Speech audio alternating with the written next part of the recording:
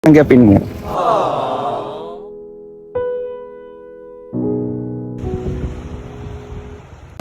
Hello, good morning. Welcome to Kuta. Anong pangalan mo?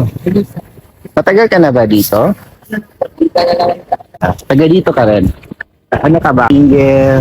Solo pa. Kung gusto kang may sabihan ng I love you, at anong mensahe mo para sa kanya? Para lang naman po sa mga anak ko. Ilan bang mga anak mo?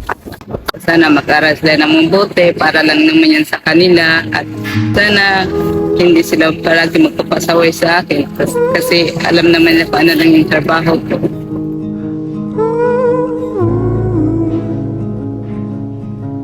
Tanggapin mo. Thank you, sir. Oo. Thank you, sir. Salamat sa panahon mo, oras, ha?